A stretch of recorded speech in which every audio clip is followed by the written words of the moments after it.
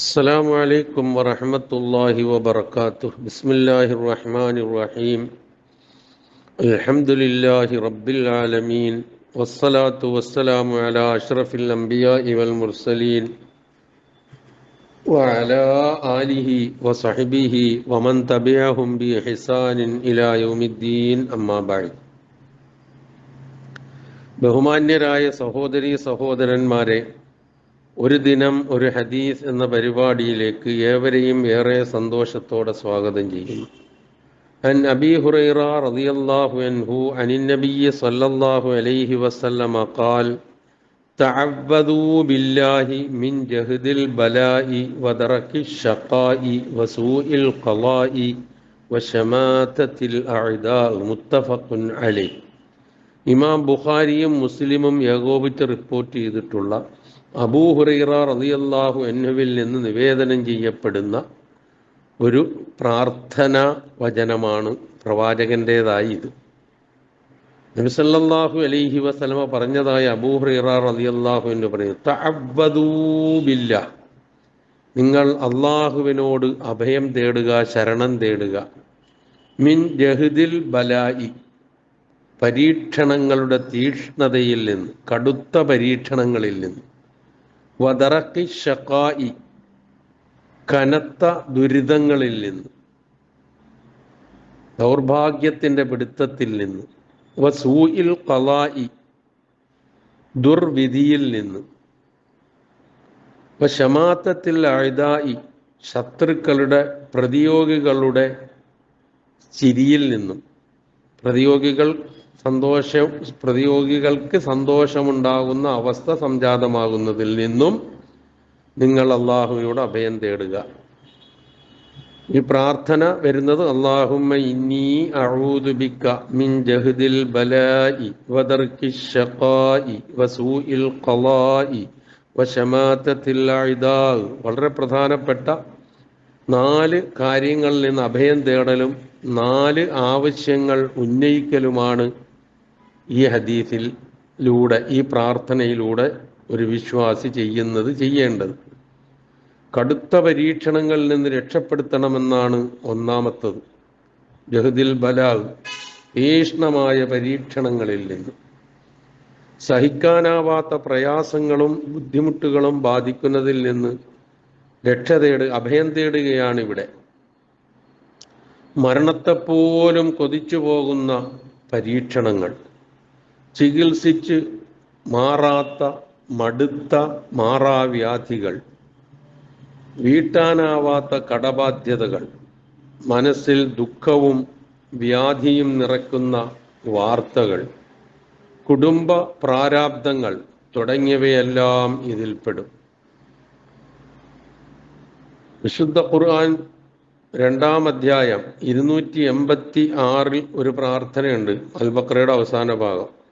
റബ്ബന വലാ തുഹമ്മിൽനാ മാ ലാ ത്വാഖത ലനാ ബി, ഞങ്ങളുടെ നാഥ, ഞങ്ങൾക്ക് താങ്ങാനാവാത്ത കൊടുംഭാരം, വൻഭാരം ഞങ്ങളെ നീ വഹിപ്പിക്കരുതേ. അല്ലാത്തൊരു പ്രാർത്ഥനയാണത്. അതുകൊണ്ട് തന്നെയാണ് സൂറത്തുൽ ബഖറയുടെ അവസാനത്തിലുള്ള ആ പ്രാർത്ഥനയ്ക്ക് വലിയ പ്രാധാന്യമുണ്ട് എന്ന് നിരവധി വചനങ്ങളിലൂടെ നബി സല്ലല്ലാഹു അലൈഹി വസല്ലമക്ക് പഠിപ്പിച്ചെന്ന്. കനത്ത ദുരിതങ്ങളിൽ നിന്ന് രക്ഷ നൽകാനാണ്, അഥവാ ദൗർഭാഗ്യത്തിൻ്റെ പിടുത്തത്തിൽ നിന്ന് രക്ഷ നൽകാനാണ് രണ്ടാമതായി ചോദിക്കുന്നത്. ദുരിതവും ദൗർഭാഗ്യവും ഒക്കെ നമ്മളെ വേട്ടയാടുന്നുണ്ടാകാം. അത് എങ്ങനെ, എവിടെ നിന്ന്, എപ്പോൾ സംഭവിക്കുമെന്ന് നമുക്കറിയാൻ കഴിയില്ല. അപ്പം ത്രികാലജ്ഞാനിയായ അള്ളാഹുവിനോട് അതിൽ നിന്ന് അഭയം തേടിക്കൊണ്ടിരിക്കുക എന്നുള്ളതാണ് നമുക്ക് കരണീയമായിട്ടുള്ള കാര്യം. ഐഹികവും പാരത്രികവുമായ എല്ലാ ദൗർഭാഗ്യങ്ങളും കഷ്ടപ്പാടുകളും ഇതിൽപ്പെടും. മഹാനായ ഇബ്നുൽ ഖയ്യിം റഹിമഹുല്ല പറയുന്നുണ്ട്, പ്രാർത്ഥന ഏറെ ഉപകാരമുള്ള മരുന്നാണ്. അത് ആപത്തുക്കളുടെ, വിപത്തുക്കളുടെ ശത്രുവാണ്. അത് വിനാശങ്ങളെ ചെറുക്കുകയും പരിഹരിക്കുകയും ചെയ്യുന്നു എന്നാണ്. ആത്മാർത്ഥമായ പ്രാർത്ഥനകൾ വിപത്തുകൾ വരുന്നതിനെ തടയുന്നു. വന്നവയെ നീക്കുകയോ അതിൻ്റെ കാഠിന്യത്തെ കുറയ്ക്കുകയോ ചെയ്യുന്നു.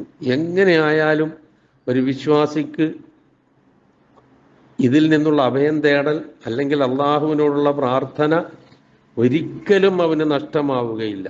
ഒരു തരത്തിലല്ലെങ്കിൽ മറ്റൊരു തരത്തിൽ അതവന് ഉപകാരപ്രദവും ഗുണകരവുമായി ഭവിക്കും. പക്ഷേ ആ രൂപത്തിൽ അതിനെ മനസ്സിലാക്കാൻ നമുക്ക് കഴിയാതെ പോകുന്നു എന്നതാണ്. മൂന്നാമതായതിൽ പറഞ്ഞത് സൂഉൽ ഖളാ ആണ്, വിനാശകരമായ ദുർവിധി.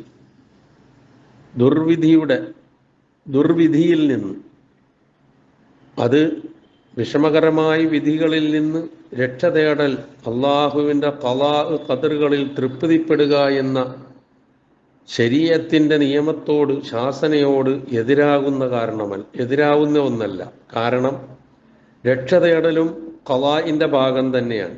ദുആ, പ്രാർത്ഥന ശർഇൻ്റെ നിയമമാണ്. അതില്ലെങ്കിൽ അള്ളാഹു വിലവെക്കുകയില്ല എന്നാണ്. അള്ളാഹുവിൻ്റെ പ്രാപഞ്ചിക വിധികളിൽ തൃപ്തിപ്പെടുന്നതോടൊപ്പം വിനാശകരമായ വിധികളിൽ നിന്ന് അഭയം തേടാനും കൽപ്പിക്കുന്നു എന്നതാണ്. എന്നാൽ അനിഷ്ടങ്ങൾ സംഭവിക്കുന്നതിന് മുമ്പാണ് പ്രാർത്ഥന ഉണ്ടാവേണ്ടത്. സംഭവിച്ച ശേഷം വെപ്രാളപ്പെടുകയോ അതൃപ്തി പ്രകടിപ്പിക്കുകയോ ചെയ്തിട്ട് യാതൊരു കാര്യമില്ല. അവിടെ ക്ഷമയും സഹനവും അവലംബിക്കുകയേ മാർഗമുള്ളൂ. ഈ വല്ലാത്തൊരു പ്രാർത്ഥനയാണ് ഇത്. നമ്മൾ ഒരു ദിവസം പോലും ഒഴിവാക്കാതെ നാം അള്ളാഹുവിനോട് അഭയം തേടുക. അല്ലാഹുമ്മ ഇന്നി അഊദു ബിക മിൻ ജഹദിൽ ബലാഇ വദറക്കി ശഖാഇ വസൂഇൽ ഖളാഇ വശമാത്തത്തിൽ അഅദാ. ശത്രുക്കളുടെ, പ്രതിയോഗികളുടെ സന്തോഷത്തിൽ നിന്ന് കാവൽ തേടുന്നതാണ് നാലാമത്തേതായിട്ടുള്ളത്.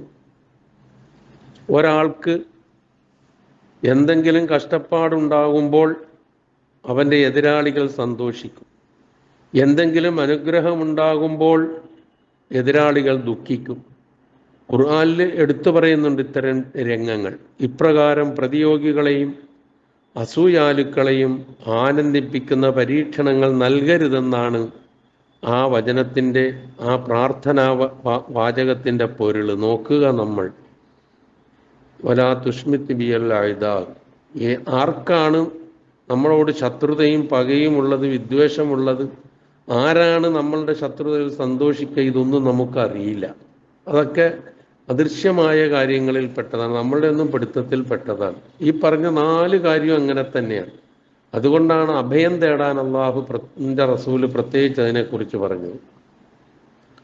ഹാറൂൻ നബിയുടെയും മൂസാ നബിയുടെയും ചരിത്രം വിശുദ്ധ ഖുർആനിൽ പറയുന്നുണ്ടല്ലോ.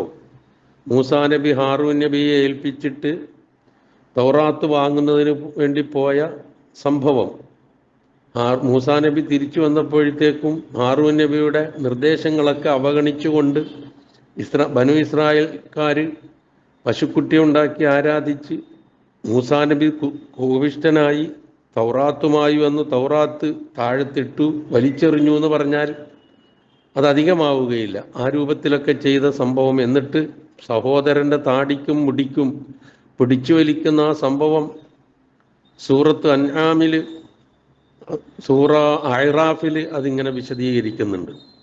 അവിടെ പറയുന്നുണ്ട് ഫലാ തുഷ്മിത് ബിയൽ അഅദാ, പ്രതിയോഗികൾക്ക് എന്നെ നോക്കി ചിരിക്കാൻ ഇടവരുത്താതിരിക്കുക എന്ന് നബി സല്ലല്ലാഹു അലൈഹി വസല്ലമ പ്രാർത്ഥിക്കാറുണ്ടായിരുന്നതായി ഹാക്കിം ഉദ്ധരിച്ച ഒരു ഹദീസിൽ കാണാം. അള്ളാഹുവെ, ശത്രുവിനെയും അസൂയക്കാരനെയും ആഹ്ലാദിപ്പിക്കുന്ന രീതിയിൽ നീ എന്നെ പരീക്ഷിക്കരുതേ എന്ന്.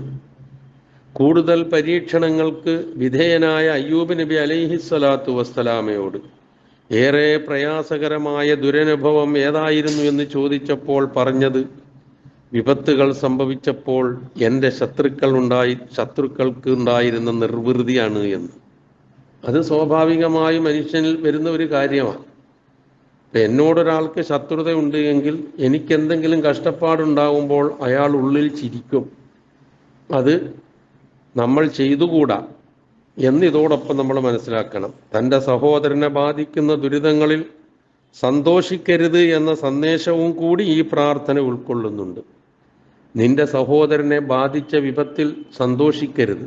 അപ്പോൾ അള്ളാഹു അവനെ അനുഗ്രഹിക്കുകയും നിന്നെ പരീക്ഷിക്കുകയും ചെയ്യുമെന്നാണ് പ്രവാചകൻ പഠിപ്പിച്ചത്. ഒന്ന് ഓർത്തു നോക്ക്, ആര് ശ്രദ്ധിക്കുന്നത്? നിന്റെ സഹോദരന് എന്തെങ്കിലും വിപത്ത് ബാധിച്ചാൽ അവന് കിട്ടിയല്ലോ എന്നുള്ള സന്തോഷം നമുക്ക് വന്നു കഴിഞ്ഞാൽ അള്ളാഹു അവനെ അനുഗ്രഹിക്കുകയും നമ്മളെ പരീക്ഷിക്കുകയും ചെയ്യും. സന്തോഷിച്ചവനെ പരീക്ഷിക്കുകയും. രണ്ട് കാര്യമുണ്ട് ഈ പ്രാർത്ഥനയിൽ മനസ്സിലാക്കാൻ. ഒന്ന്, പ്രതിയോഗികളുടെ വിപത്തിൽ അല്ലെങ്കിൽ പ്രതിയോഗികൾ നമുക്കുണ്ടാകുന്ന പ്രശ്നങ്ങളിൽ ചിരിക്കുന്ന അവസ്ഥ, മറ്റുള്ളവർക്ക് ഉണ്ടാകുന്ന അവസ്ഥ, ഇങ്ങനെയുള്ള അവസ്ഥ വരുമ്പോൾ നമ്മൾ ചിരിക്കരുത് എന്നുകൂടി ഇതുമായി ബന്ധപ്പെട്ട് നമ്മൾ മനസ്സിലാക്കേണ്ടതുണ്ട്. അത്ര കൃത്യമായി പഠിപ്പിച്ചു തരുന്നുണ്ട് ഈ വചനം.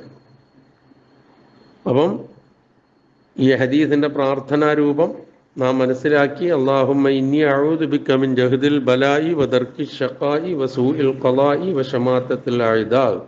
കടുത്ത പരീക്ഷണങ്ങളിൽ നിന്നും കനത്ത ദുരിതങ്ങളിൽ നിന്നും വിനാശകരമായ വിധികളിൽ നിന്നും പ്രതിയോഗികളുടെ ചിരിയിൽ നിന്നും അള്ളാഹുവെ ഞാൻ നിന്നോട് അഭയം തേടുന്നു. പ്രാർത്ഥിക്കുക. അള്ളാഹുവിൻ്റെ നല്ല നമ്മളോടുള്ള അനുഗ്രഹത്തിന് ഈ പ്രാർത്ഥന നിമിത്തം ഉണ്ടായി തീർന്നേക്കാവുന്ന നന്മകൾക്ക് നാം അർഹരാവുക. അള്ളാഹുവെ തീഷ്ണമായ പരീക്ഷണങ്ങളിൽ നിന്നും കനത്ത ദുരിതങ്ങളിൽ നിന്നും വിനാശകരമായ വിധികളിൽ നിന്നും പ്രതിയോഗികളുടെ ചിരിയിൽ നിന്നും ഞങ്ങളെ നീ കാത്തുരക്ഷിക്കണമേ. ഞങ്ങൾ നിന്നോട് അഭയം തേടുന്നു. ആമീൻ ബിറഹ്മതിക യാ അർഹമർ റഹീമീൻ. വസ്സലാമു അലൈക്കും വറഹ്മത്തുള്ളാഹി വബറകാതുഹു.